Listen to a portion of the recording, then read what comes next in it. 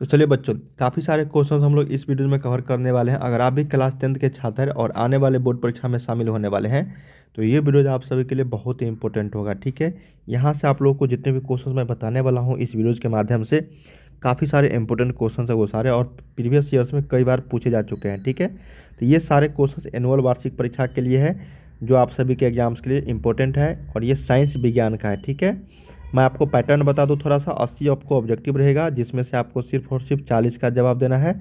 तो आप लोगों के लिए बहुत ही अच्छा हो जाता है कि आपको 80 में ही 40 का ही 80 में 40 का ही जवाब देना है, वो भी इजी इजी चुन चुन के। ठीक है, जो आपको इजी लगता है उसी का।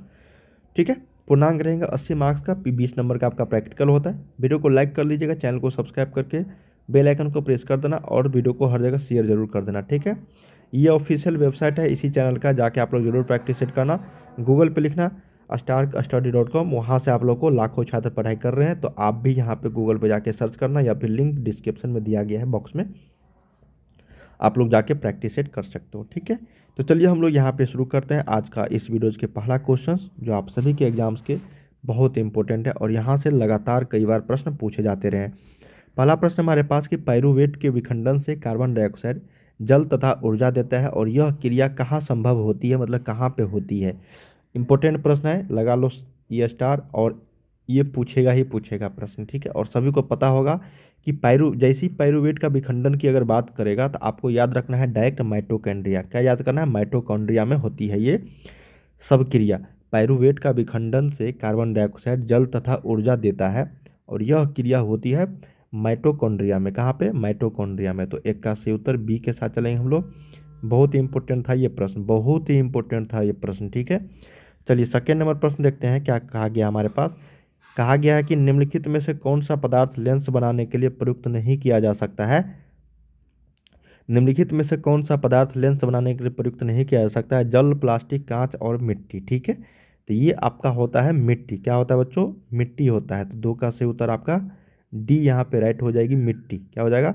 मिट्टी हो जाएगा। ठीक है, जिसको हम लोग लेंस बनाने के लिए प्रयुक्त नहीं करते हैं।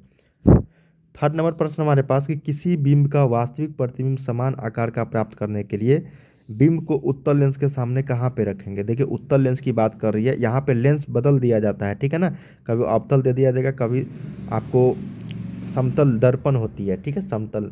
ठीक है ना, कभी कभी आपको उत्तल दर्पण दे दिया जाएगा, कभी कभी उत्तल लेंस, कभी कभी समतल दर्पण, कभी कभी आपको अवतल दर्पण और अवतल लेंस। तो आपको याद रखना पड़ेगा ये सारे चीज़। ठीक है, इसका स्थिति कहाँ पे क्या बनता है प्रतिबिंब। तो किसी बिंब का वास्तविक प्रतिबिंब समान आकार का प्राप्त करने के लिए, ठीक है, उस वस्तु को उत्तल लेंस के सामने हम लोग कहाँ पे रखेंगे, यही हम लोगों से प्रश्न पूछा गया है। तो मान लेते हैं दोस्तों, ये बच्चों यहाँ पे देखो उत्तल लेंस है। ठीक है, और ये आपका F1 होता है, और यहाँ पे आपका F2 होता है। ठीक है ना, और ये आपका C1 होता है, और ये आपका C2 होती है। तो जब भी आपको बताया गया है कि सेम आकार का, समान आकार का प्रतिबिंब प्राप्त करने के लिए, तो फोकस पे रखना पड़ेगा। ठीक है, तब भी वो जाके आपका फोकस पे बनेगा, तभी वो जाके आपका क्या बनेगा? फोकस पे बनेगा। ठीक है, तो यहाँ पे क्या होगा बच्चों? यहाँ पे फोकस पर रखेंगे। कहाँ पे रखेंगे? फोकस पर, उत्तल लेंस के सामने। ठीक है, तो 3 का सही उत्तर एक के साथ चलेंगे हम लोग।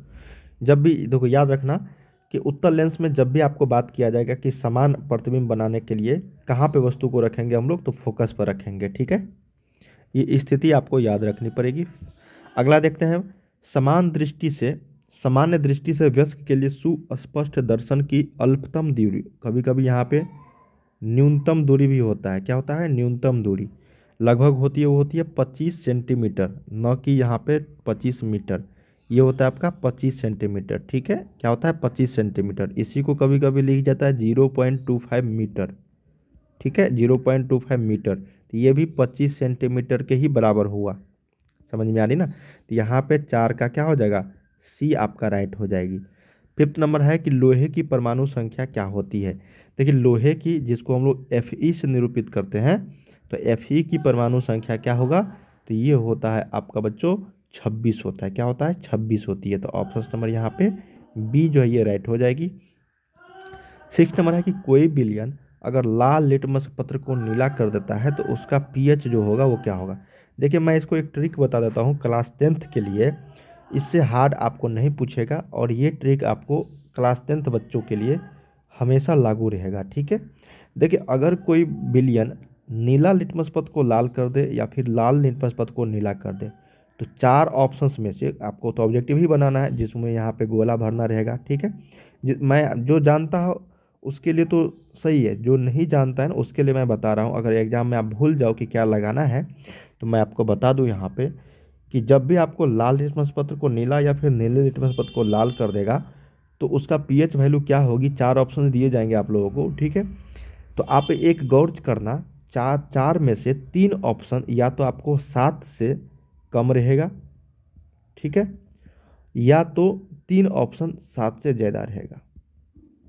ठीक है, क्या मैंने बोला कि 7 से कम रहेगा तीन ऑप्शन और 7 से ज़्यादा रहेगा तीन ऑप्शन। ठीक है, और एक ऑप्शन ऐसा रहेगा जो 7 से कम होगा या फिर 7 से ज़्यादा होगा। ठीक है, जो एक ऑप्शंस वाला होगा 7 से कम या फिर 7 से ज़्यादा, वही आपको आंसर टिक करना है। ठीक है, अब जैसे यहाँ पे देखो कोई विलयन लाल लिटमस पथ को नीला कर देता है, उसका पीएच होगा, तो देखेंगे 7 से बड़ा या फिर 7 से कम, इसमें ज़्यादा कौन है। तो 7 से कम देखो एक ये भी है और ये भी है और ये भी है, तो ये नहीं होगा। ठीक है, जो ज़्यादातर ऑप्शंस है 7 से कम वाला उसको न लेके जो एक ऑप्शन है 7 से ज़्यादा वाला उसको लेंगे। समझ में आ रही है ना बात। अब आगे क्वेश्चन और आएगा अभी, उसमें मैं और अच्छे तरीके से बताऊंगा, इसको ध्यान में रखना है। चार ऑप्शंस में से तीन ऑप्शंस आपको जो 7 से कम रहेगा उसको हटा देना है, जो 7 से बड़ा रहेगा उसको लेना है। ठीक है, और इसी में अगर देखो यहाँ पे अगर नीले लिटमस को लाल कर देगा तब आपको पूछा जाएगा उसका पीएच वैल्यू, तो 7 से बड़ा जो है वो तीन ऑप्शंस रहेगा। ठीक है, और 7 से कम जो है वो एक ऑप्शंस रहेगा।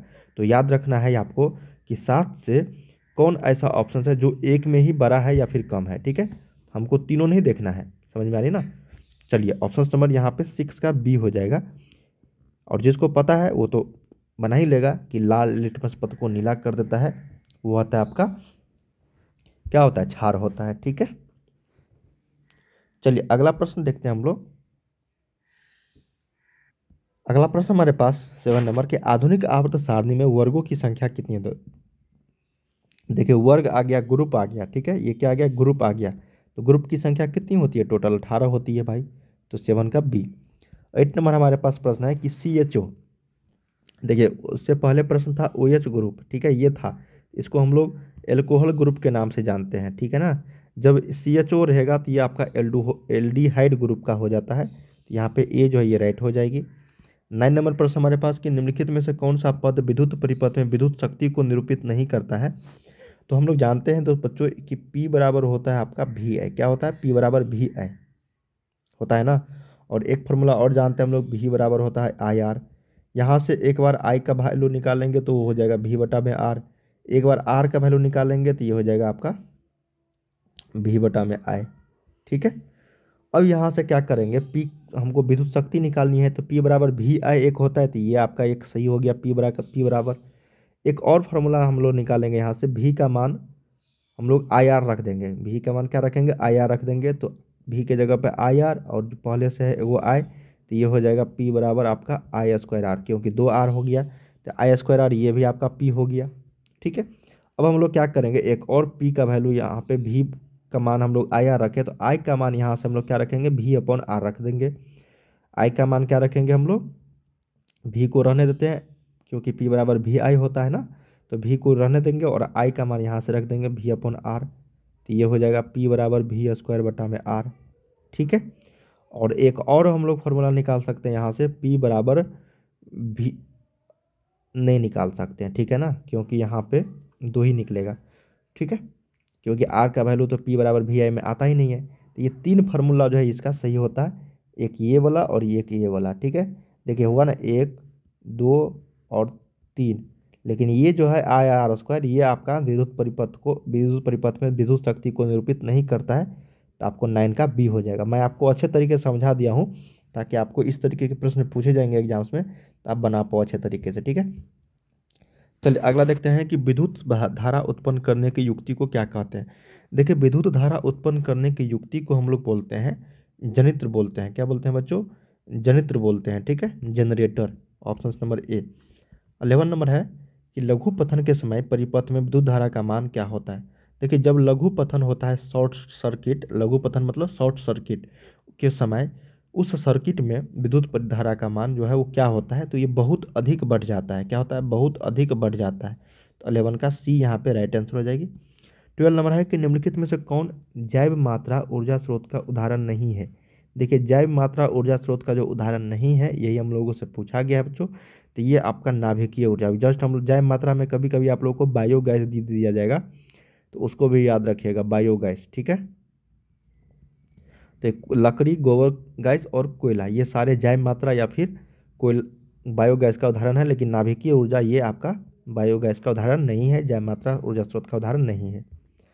चलिए अगला देखते हैं। यहाँ पे प्रश्न है 30 नंबर कि कोई तत्व ऑक्सीजन के साथ अभिक्रिया कर उच्च गलनांक वाला यौगिक निर्मित करती है, तो यह यौगिक जल में विलय होती है, तो यह तत्व क्या हो सकता है। ठीक है, तो उस तत्व का हम लोग को नाम बताना है बच्चों। तो ये आपका हो जाएगी कैल्शियम। क्या हो जाएगा? कैल्शियम एक ऐसा तत्व है जो ऑक्सीजन के साथ अभिक्रिया कर उच्च गलनांक वाला यौगिक तो निर्माण भी करती है, और वह यौगिक जल में विलय भी हो जाती है। ठीक है, विलय भी होता है। तो यह तत्व क्या कौन सा होगा? कैल्शियम होगी। तो ये यहाँ पे राइट आंसर हो जाएगा। 40 नंबर है कि एथेन का आणविक सूत्र C2H6 होती है, इसमें क्या क्या होता है। देखो, एथेन एल्केन इल्केन होता है ना, तो एल्केन होता है ये एथेन, तो C2CnH2n+2 होती है एल्केन का। तो एथेन का आणविक सूत्र बिल्कुल सही है, C2H6। इसमें कितने सहसंयोजक बॉन्ड होते हैं, यही हम लोगों से पूछा गया बच्चों। तो इसमें जो होता है आपका 7 सहसंयोजक बॉन्ड होते हैं, तो इसका भी राइट आंसर क्या होगा? बी। 50 नंबर है कि ओजोन के एक अणु में ऑक्सीजन के परमाणु की संख्या कितनी होती है। तो ओजोन का सूत्र होता है O3। तो ऑक्सीजन के कितने परमाणु, ये जो 3 दिया गया यही परमाणु की संख्या होती है। तो ऑक्सीजन के कितने परमाणु होगा? 3 परमाणु। तो यहाँ पे ओजोन के एक अणु में ऑक्सीजन के 3 परमाणु, तो सी ऑप्शन यहाँ पे राइट हो जाएगी। 16 नंबर है कि मनुष्य में वृक्क एक तंत्र का भाग है जो संबंधित है किससे। देखिए, मनुष्य में जो वृक्क होती है, ठीक है ना, वो एक तंत्र का भाग है जो हमारे संबंधित है पोषण, शोषण, परिवहन या फिर उत्सर्जन। तो सभी को पता होगा बच्चों, ये उत्सर्जन से संबंधित है वृक्क। ठीक है, उत्सर्जन से फिल्टर का काम करती है ना। अगला क्वेश्चन है 17 नंबर कि दो तंत्रिका कोशिका के मध्य खाली स्थान को क्या बोलते हैं। बहुत इंपॉर्टेंट है। दो तंत्रिका कोशिका के मध्य खाली स्थान को हम लोग बोलते हैं द्रमिका, एक्सॉन, सिनेप्स या फिर आवेग। इसको हम लोग बोलते हैं सिनेप्स। क्या बोलते हैं बच्चों? सिनेप्स बोलते हैं। Option number B. अगला है 18 नंबर कि परागकोश में क्या होते हैं। देखिए, परागकोश में जो होते हैं वो आपका पराग क्या होता है? परागकण होता है। क्या होता है? परागकोश में परागकण, और ये सारे पुल्लिंग पुंकेसर का होता है ना, और स्त्रीकेसर होती है। तो ये परागकोश में परागकण होते हैं। Option number D. अगला नंबर है 19। विकासीय दृष्टिकोण से हमारे किससे अधिक समानता है। बहुत इंपॉर्टेंट है ये भी क्वेश्चन। विकासीय दृष्टिकोण से हमारी जो है समानता है चीन के विद्यार्थी, चिंपैंजी, मकड़ी, जीवाणु। तो सही उत्तर हो जाएगा चिंपैंजी से। क्या हो जाएगा? चिंपैंजी से। 19 का बी। 20 है कि मुकुलन द्वारा अलैंगिक जनन कहाँ पे होता है। देखिए, मुकुलन द्वारा जो अलैंगिक जनन होती है वो ईस्ट में होता है। किस में होता है भाई? ईस्ट में होती है। तो बहुत ही इंपॉर्टेंट था ये। 20 का सही उत्तर बी यहाँ पे राइट हो जाएगी। तो बच्चों, हम लोगों ने यहाँ पे इस वीडियोज में भी 1 से लेकर 20 तक प्रश्न किए हैं, जो आप सभी के एग्जाम्स के लिए काफ़ी इंपॉर्टेंट था और बहुत ही यहाँ से लगातार पूछे जाने वाला प्रश्न था। ठीक है, हम लोग अगले वीडियोज में और भी काफ़ी अच्छे तरीके से प्रश्न करेंगे। ठीक है, तो बने रहना सारे। बाय बाय सभी को, तैयारी करते रहिए, और वेबसाइट का लिंक डिस्क्रिप्शन में जाके आप लोग प्रैक्टिस करते रहो। ठीक है ना।